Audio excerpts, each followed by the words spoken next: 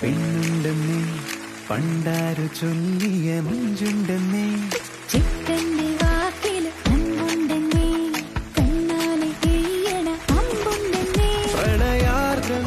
So Darshana and Anoop, നിങ്ങളുടെ കഥകൾ നമ്മൾ കുറെ കാലമായിട്ട് ഇങ്ങനെ കേട്ടോണ്ടിരിക്കുന്നതായിട്ട് ആയതുകൊണ്ടും ഫാമിലി ആയിട്ടുള്ള സിങ്ക് എങ്ങനെയാണെന്ന് നമുക്ക് അറിയുന്നത് കൊണ്ടും നമുക്കൊരു കൺസേണും ക്യൂരിയോസിറ്റി ഒക്കെ ഉണ്ട്. എങ്ങനെയാണ് നിങ്ങൾ ഫാമിലി ഇൻട്രൊഡ്യൂസ് ചെയ്യാന്ന് അറിയാൻ വേണ്ടിട്ട്. അപ്പൊ ആരെയാ കൊണ്ടുവന്നത്? ഞാനിപ്പോ അറിയാലോ, പ്രശ്നങ്ങളൊക്കെ അറിയാലോ. ഞാൻ അമ്മയോട് വരാൻ പറഞ്ഞിട്ടുണ്ട്. ഓക്കെ. പിന്നെ സ്റ്റെവിൻ ചേട്ടനെ പോലെ തന്നെ എനിക്കൊരു മാമൻ ഉണ്ടായിരുന്നു, അമ്മയുടെ ആങ്ങള. വരാൻ പറ്റിയില്ല, മാമൻ ഡൽഹിയിലാണ്, അതുകൊണ്ട് വരാൻ പറ്റിയില്ല. അതുകൊണ്ട് ഇപ്പൊ അമ്മ മാത്രം വന്നിട്ടുണ്ട്. അമ്മ ഇങ്ങോട്ടേക്ക് ക്ഷണിക്കാം അല്ലേ?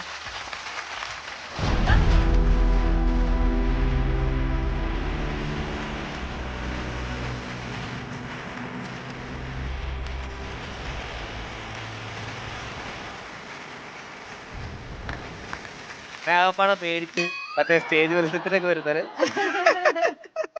എന്താണ് അമ്മ കൃഷ്ണകുമാരി, എന്റെ ഒരമ്മ, അമ്മയുടെ ഒരേ മോൻ. പക്ഷെ അമ്മ വന്നത് ഭയങ്കര കോൺഫിഡൻസോട് കൂടിയാ. അനൂപ് അതുകൊണ്ട് നശിപ്പിച്ചു. അതല്ല, അമ്മയുടെ റിലേ മുഴുവൻ പോയി. പിന്നെ അപ്പൊ പറയൂ, എന്തുണ്ട് വിശേഷം? ഞാൻ ഇതിനൊരു സത്യം പറയട്ടെ, ഞങ്ങള് പരിചയക്കാരാ. എനിക്കിപ്പോ കണ്ടപ്പോഴാ മനസ്സിലായേ. ഞങ്ങൾ 5 വർഷത്തെ പരിചയമുണ്ട്. അതെ, 5 വർഷത്തെ പരിചയം. ഒരുമിച്ച് പഠിച്ചാ. പറയാനുണ്ടോ? എന്നെ എടുത്തോണ്ട് നടന്നിട്ടുണ്ട്. അയ്യോ ചക്കര. മതിയാ, വേറെ വല്ല വേണോ? ഞങ്ങള് നാട്ടിൽ നിന്നുള്ള പരിചയ അല്ലേ? ഞങ്ങളെല്ലാം തൊഴിലുകാരാ ഞങ്ങള്. അപ്പൊ പറയൂ, എന്തൊക്കെയാണ് വിശേഷം? എനിക്ക് ഇവരെ TV കാണുമ്പോൾ വളരെ സന്തോഷമുണ്ട്. ഇവര് ഇങ്ങനെ ഒരു പ്രോഗ്രാമിൽ കടന്നു വരുവാൻ കണ്ടിടയായി തീർന്നതില്.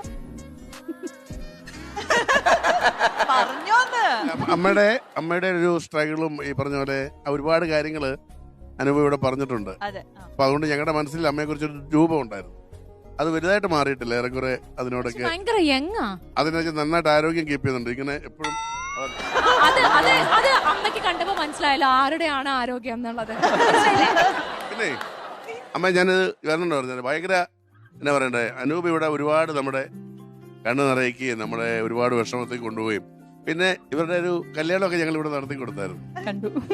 എന്തായാലും നമ്മൾ വിചാരിച്ചോളൂ തന്നെ അമ്മ ഒരു പിന്നെ എന്താ വേണ്ടത്, നല്ലൊരു മരുമോള്, നല്ലൊരു മകൻ, അതൊക്കെയല്ലേ ഇനിയുള്ള കാലം. വളരെ സന്തോഷമാകും.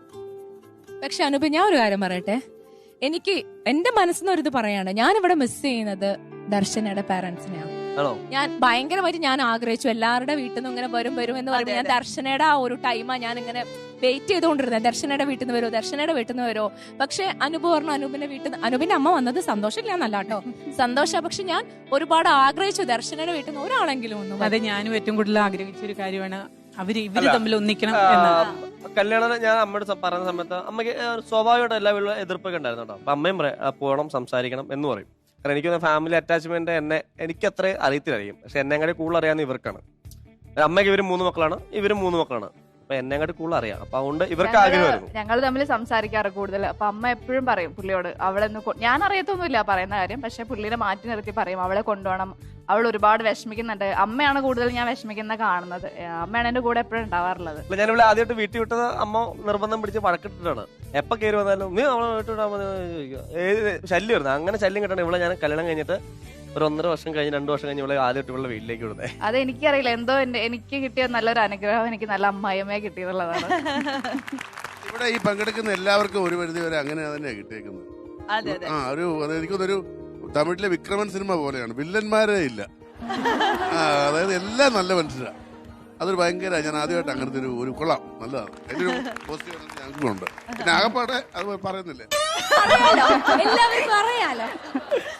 അനുപ ഇങ്ങനെ ഒരു ഫാമിലി റൗണ്ട് ഉണ്ട്, ഫാമിലി എല്ലാവരും പരിചയപ്പെടുത്തുന്നത് പറയുമ്പോൾ നാച്ചുറലി നിങ്ങൾക്ക് ഒരു പ്രഷർ ഫീൽ ചെയ്യാൻ സാധ്യതയുണ്ടല്ലോ അല്ലെ? പ്രത്യേകിച്ച് ദർശനയുടെ വീട്ടിൽ. അപ്പൊ അതുകൊണ്ട് തന്നെ സംസാരിക്കാനോ വിളിക്കാനോ എന്തെങ്കിലും ശ്രമം നടത്തിയായിരുന്നോ? ഞങ്ങൾ ചെറിയൊരു ശ്രമമൊക്കെ നടത്തിയായിരുന്നു. ഇപ്പൊ ഞാൻ കല്യാണം കഴിയുന്ന സമയത്തോട് ഞാൻ പറഞ്ഞായിരുന്നു, കല്യാണത്തിന് തൊട്ട് മുമ്പ്, കല്യാണം കഴിക്കുന്നതിന് മുമ്പ് പ്രശ്നമാകണ്ട, ഞാൻ പോയി സംസാരിക്കാം, ഞാൻ പോയി സോറിയൊക്കെ പറഞ്ഞ് കാലൊക്കെ പിടിച്ച് കൊണ്ടുവരാന്നൊക്കെ പറഞ്ഞു. പിന്നെ കല്യാണം കഴിഞ്ഞ് പിന്നെ പ്രശ്നമൊക്കെ ആയപ്പോഴത്തേക്ക് ഞാൻ പറഞ്ഞു പിന്നെ ഞാൻ മോണിലാന്നൊക്കെ പറഞ്ഞ് വാശിയൊക്കെ പിടിച്ചത്. അപ്പൊ പിന്നെ ജോണിച്ചേട്ടൻ പറഞ്ഞു പോണം, ഹരിച്ചേട്ടൻ പറഞ്ഞു, ഷായിച്ചേട്ടൻ എല്ലാരും പറഞ്ഞു പോണം എന്ന് പറഞ്ഞു. അപ്പൊ അത്രയും ജീവിതാനുഭവമുള്ളവർ പറയുമ്പോൾ ഞാൻ പിന്നെ ബലം പിടിച്ചിട്ട് വലിയ കാര്യമൊന്നുമില്ലല്ലോ. ഇനി ബലം പിടിക്കുന്ന വലിയ അർത്ഥമില്ലാന്ന് എനിക്ക് മനസ്സിലാക്കിയത് അച്ഛന്റെ ഒരു വിയോഗവും കാര്യങ്ങളൊക്കെയാണ്. അപ്പൊ പിന്നെ ഞാൻ എന്ത് ചെയ്തു, എല്ലാ ആഗ്രഹവും എനിക്ക് സാധിച്ചു കൊടുക്കാൻ പറ്റില്ല, എല്ലാ ഫാമിലിയും കൊണ്ടുവരാൻ പറ്റില്ലോ. ഞാൻ എന്ത് ചെയ്തു? എന്ത് ചെയ്തു? ഞാൻ പോയി സംസാരിച്ച് സെറ്റ് ചെയ്തിട്ടുണ്ട്. ആര് സെറ്റ് ചെയ്തിട്ടുണ്ട്? ഞാൻ ഇവളുടെ വീട്ടിൽ പോയി സംസാരിച്ച് സെറ്റ് ചെയ്ത് അച്ഛനും അമ്മേനെ അടിച്ച് താഴെ ഇട്ടിട്ടുണ്ട്, കൊണ്ടുവന്നിട്ടുണ്ട്, പറഞ്ഞ് ഫ്ലാറ്റ് ആക്കിയിട്ടുണ്ട്. ശരിക്കും അവരിവിടെ വന്നിട്ടുണ്ടെന്നാണോ പറയുന്നത്? ഇവിടെ വന്നിട്ടുണ്ട് അനൂപ് അച്ഛനും അമ്മയും. ശരിക്കും ആ ശരിക്കും ജോണി ചേട്ടൻ സംസാരിച്ചോ? അവരോട് സംസാരിച്ചോ? അല്ല, എന്നോട് പറഞ്ഞില്ലേ അന്ന് പോയി സംസാരിക്കുന്നൊക്കെ? ഞാൻ സംസാരിച്ചില്ല, പക്ഷെ ഇവിടെ സംസാരിക്കേണ്ടവര് പോയി സംസാരിച്ചു. ശരിക്കും എനിക്ക് ശരിക്കും അല്ല, ഞാൻ മുങ്ങിയതൊന്നുമല്ല, പേടിച്ചിട്ടൊന്നും അല്ലായിരുന്നു. എന്നെ ഇവരാരും വിളിച്ചില്ല. അല്ലാതെ തന്നെ നമ്മുടെ പോകേണ്ട ഇവിടെ പോകാൻ യോഗ്യനാ, എന്തുകൊണ്ടും യോഗ്യതയുള്ള ഒരു കപ്പിളാണ്. ഞാനും ഹരിച്ചേട്ടനും പ്രോഗ്രാം പ്രൊഡ്യൂസറോടെ അങ്ങ് പോയി, വിനീഷനൊക്കെ ഞങ്ങൾ പോയി. ഞങ്ങൾ നേരെ കയറി ചെന്നു, കൊച്ചിന്റെ പേര് പറഞ്ഞു, ദർശന എന്ന് പറഞ്ഞു, കയറി ഇരിക്കാൻ പറഞ്ഞു, ഇരുന്നു, സംസാരിച്ചു പോന്നു. അവര് വന്നിട്ടുണ്ട്, അച്ഛനും അമ്മയും കൂടെ ഉള്ളോ? ഒന്നും അല്ലല്ല, പിന്നെ ഒന്ന് ഇതായപ്പോ പിന്നെ ജോത്സ്യൻ ബ്രദർ ചോദിച്ചു, എന്താ അച്ഛന്റെ നാളെ? ഒന്നുമില്ല, ഓക്കെ. പക്ഷെ ദർശനയുടെ അച്ഛനും അമ്മയും ഈ പ്രോഗ്രാം ഒക്കെ കണ്ടിട്ടുണ്ടോ? പിന്നെ കണ്ടിട്ടുണ്ട്. അപ്പൊ പിന്നെ ജോണി ചേട്ടൻ ഒന്ന് ഇത് എടുക്കുന്നത് നല്ലതായിരിക്കും. നടത്തി കൊടുത്തൊരു തെറ്റല്ലേ ഞാൻ തിരിച്ചു വിട്ടൊന്നുമില്ലല്ലോ അല്ലെ? അല്ല, ഇപ്പൊ ശരിക്കും നിങ്ങൾ ഇപ്പൊ പറയുന്നത് ദർശനയുടെ അച്ഛനും അമ്മയും വന്നിട്ടുണ്ടോ? എന്റെ അമ്മ ഒന്നില്ലേ? എന്റെ അമ്മ വരുമ്പോ ഞാൻ അവളുടെ അച്ഛനമ്മയെ കൊണ്ടുവന്ന മോശമല്ലേ? വിളിക്കല്ലേ അശ്വജി? അനുപ വിളിക്ക. അനുപ വിളിച്ചോ? ഞാൻ വിളിക്കട്ടെ? ആ, അച്ഛ അമ്മ കയറി വന്നു എന്ന് പറയാം.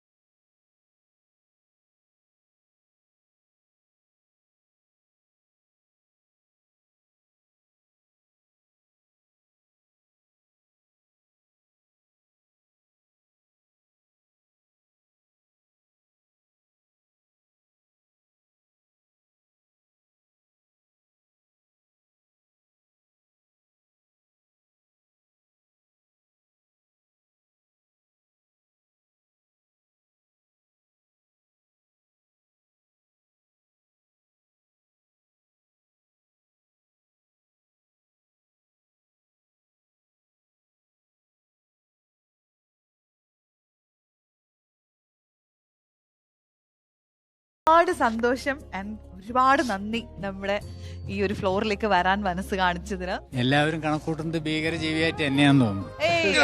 ഒരിക്കലും ഇല്ല. ഇന്നിപ്പോ അങ്ങനെ ചിന്തിച്ചിട്ടുണ്ടെന്ന് അലിഞ്ഞങ്ങോട്ടുണ്ടല്ലോ. ഞാൻ ഏറ്റവും കൂടുതൽ സപ്പോർട്ടായിരുന്നു അച്ഛനും അമ്മയ്ക്കും ഏറ്റവും കൂടുതൽ. ഞാൻ എപ്പോഴും പറയാറുണ്ട്, നമ്മുടെ ജീവിതത്തിൽ നമുക്ക് കിട്ടുന്ന ഏറ്റവും വലിയ ഭാഗ്യം എന്ന് പറയുന്നത് നമ്മുടെ അച്ഛനും അമ്മയും. അതാണ് നമുക്ക് കിട്ടുന്ന ഏറ്റവും വലിയ അനുഗ്രഹം എന്ന് പറയുന്നത്. അതില്ലാച്ചെങ്കിൽ നമ്മൾ ഇല്ല തന്നെയാണ് എൻ്റെ ഒരു അഭിപ്രായം.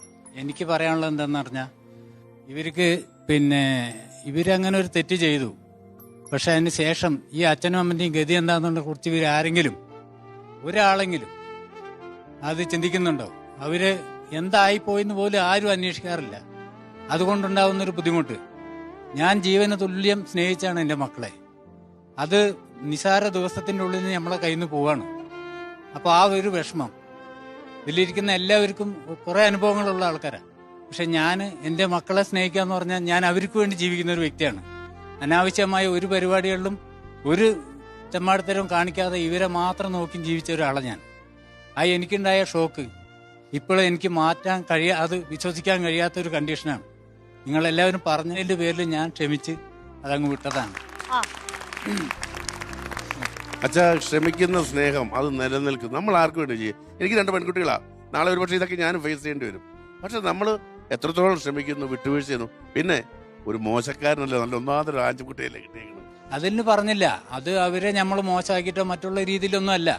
ഇവരിങ്ങനെ കാണിച്ചിട്ട് പോകുമ്പോൾ ആ അച്ഛനും അമ്മയ്ക്ക് ഉണ്ടാവുന്നൊരു വിഷമം അത് ഉൾക്കൊള്ളാൻ ഇനി എങ്ങനെ ഒരു കുട്ടികളെങ്കിലും അങ്ങനെ അത് തെറ്റെന്ന് തിരുത്തണം എന്നുള്ളതാണ് പറയുന്നത്. നമ്മൾ അവരോട് ആവശ്യപ്പെട്ടാണ് 20 ദിവസം ആവശ്യപ്പെട്ടാ ഞാൻ അതിൽ ഇവർ സമ്മതിച്ചാണെന്നുണ്ടെങ്കിൽ എനിക്ക് നാണക്കേടുണ്ടാവില്ലല്ലോ. സമൂഹത്തിന്റെ ഇടയിൽ നല്ല നിലയ്ക്ക് ജീവിക്കുന്ന, ഒരു തെറ്റ് പോലും ചെയ്യാതെ ജീവിക്കുന്ന ആളാണ് ഞാൻ. അപ്പോൾ ആ കണ്ടീഷനിൽ ഇവര് നല്ല നിലയ്ക്ക് ആൾക്കാരുടെ ഇടയിൽ പിടിച്ചു കൊടുക്കുന്ന ആഗ്രഹിച്ചാണ്. ജാതിയോ മതമോ മറ്റൊന്നും ഒരു വിഷയമില്ലാത്ത ആളാണ് ഞാൻ. മനസ്സിലായില്ലേ? അത് ഞാൻ ആവശ്യപ്പെട്ടു. അതിൽ വാശി പിടിച്ചതാണ് പിന്നെ എനിക്ക് വാശിയായത്.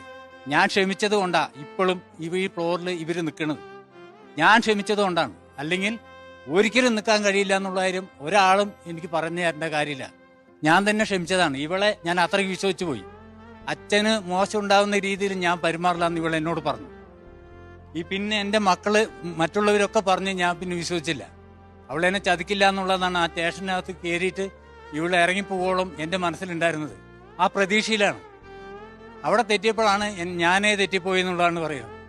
അതിന് എനിക്ക് പിടിച്ചു നിൽക്കാൻ പോലും പറ്റാത്ത കണ്ടീഷൻ വന്നു. ഞാൻ എൻ്റെ മക്കളും പിന്നെ പുറത്തിറങ്ങി സമൂഹത്തിൽ അറിയാലോ, എന്ത് ചെയ്താലും അതിനെ രൂപമില്ലാത്ത രീതിയിൽ ചിത്രീകരിക്കുന്ന ആൾക്കാരാണ്. ഇവളിനെ ഇവിടം വരയ്ക്ക് എത്തിക്കാൻ വളരെ കഷ്ടപ്പെട്ട് ചെയ്ത് ഞാൻ എന്നെ സമൂഹത്തിന്റെ മുമ്പിൽ ഒന്നുമല്ലാത്ത രീതിയിൽ എല്ലാവരും പറഞ്ഞ് കളിയാക്കുന്നതാണ്. എങ്കിലും അവരുടെ മനസ്സിലേക്ക് എങ്ങനെ ഒരു നല്ല ചിന്താഗതി വരണ്ടേ? വേറെ ഒന്നും തന്തയും തള്ളയ്ക്കും കൊടുക്കാൻ കഴിയില്ല. അപ്പൊ അവരത് മനസ്സിലാക്കണ്ടേ? നമ്മുടെ വിഷമം അവർ മനസ്സിലാക്കണ്ടേ? വേറെ ആരാ മനസ്സിലാക്കുക? എനിക്ക് പെൺകുട്ടികളാണ്. നമ്മളെ മാനത്തേക്ക് വടിയെറിഞ്ഞമാരി നിൽക്കുന്ന ഒരു വ്യക്തികളാണ് ഇനി ഞങ്ങൾ രണ്ടുപേരും. നമുക്ക് അവരെ കുറ്റം പറയാൻ പറ്റുമോ? അവരുടെ ഭർത്താക്കന്മാർ അവരുടെ കാര്യങ്ങൾ നോക്കി നടത്താന്നല്ലാണ്ട് നമ്മളെ നോക്കുന്നവരോട് പറയാൻ പറ്റുമോ? ഒരിക്കലും പറയാൻ പറ്റില്ല. പക്ഷെ ഒരു മോശപ്പേരെങ്കിലും ഇല്ലാണ്ടാക്കി തരേണ്ട ഉത്തരവാദിത്തം അവർക്കില്ലേ? അതേ ഞാൻ ആഗ്രഹിച്ചുള്ളൂ. വേറെ ഒന്നുമില്ല. നമ്മളെ കൊണ്ട് അവർക്ക് ഒരിക്കലും ഒരു ബുദ്ധിമുട്ട് വരില്ല, വരാൻ സമ്മതിക്കൂല ജീവനോടുള്ളിടത്തോളം കാലം. പക്ഷെ അവർ ഇത് ചിന്തിക്കണമായിരുന്നു. മനസ്സിലല്ലേ? ഇനിയെങ്കിലും ഒരു കുട്ടികൾ തെറ്റ് ചെയ്യുമ്പോൾ അത് തന്തയും തള്ളയും പറയുന്നതിൽ എന്തെങ്കിലും വാസ്തവം ഉണ്ടെങ്കിൽ ആ അച്ഛനും അമ്മയും പറയുന്നത് അനുസരിക്കാൻ ഒരാളെങ്കിലും തയ്യാറാവണം എന്നുള്ളതാണ്. ഈ നാട്ടിൽ എല്ലാവരെയും നേരാക്കാൻ നമുക്ക് പറ്റില്ല. ഇനിയെങ്കിലും ഒരാൾ അങ്ങനെ ചെയ്യുമ്പോൾ ഒന്ന് ആലോചിച്ച് ചെയ്യാന്നുള്ളതാണ്. വേറെ ഒന്നും എനിക്ക് അതിനകത്ത് പറയാനില്ല. അച്ഛനിപ്പം നമ്മൾ എന്തായാലും ഇതൊരു നല്ല രീതിയിലുള്ള ഒരു നല്ല ഒരു സിനിമയുടെ ഒരു ക്ലൈമാക്സ് പോലെ ആണ്. എന്തായാലും നിങ്ങൾ അച്ഛനുണ്ടായ എല്ലാ വിഷമങ്ങളും നിങ്ങളുടെ സ്നേഹത്തിലൂടെ, നിങ്ങളുടെ ഐക്യത്തിലൂടെ മക്കളായി നിന്ന്, മരുമകനായാലും മകനായി നിന്ന് ഇല്ലാതിരുന്ന സമയം ആ സ്നേഹം കൂടെ ഇനിയും കൊടുത്ത് അച്ഛനെയും അമ്മയൊക്കെ നിങ്ങൾ നാലോചിച്ച് എന്ത് രസമാണ്. രണ്ട് അമ്മമാരും ഒരു അച്ഛനും നന്നായിട്ടുള്ള ജീവിതം കഴിച്ചു അവർക്ക് തോന്നും. അതൊക്കെ അങ്ങ് മാറും. പിന്നെ നാട്ടുകാരെ കുറിച്ച് ഓർത്ത് എനിക്ക് 2 പെൺകുട്ടികളാണ് അച്ഛാ. അവർ വളർന്ന് പഠിച്ചു വരുന്നേ ഉള്ളൂ. നാളെ ഇത് അറിയില്ല, ഇതൊന്നും നമുക്കറിയില്ല. പിന്നെ നമ്മളോട് പറയുക, അതൊക്കെ അത് അവരുടെ പക്വത ഇല്ലാത്ത ആ പ്രായത്തിന്റെ ആയിരിക്കും. നമ്മളല്ലേ ക്ഷമിക്കേണ്ടത്. ക്ഷമിക്കാനല്ലേ നമുക്ക് പറ്റൂ. അപ്പൊ എന്തായാലും അച്ഛൻ ഒരു വലിയ മനുഷ്യനാണ്. ഇനി ഒരുപാട് നന്മകൾ ഉണ്ടാവട്ടെ.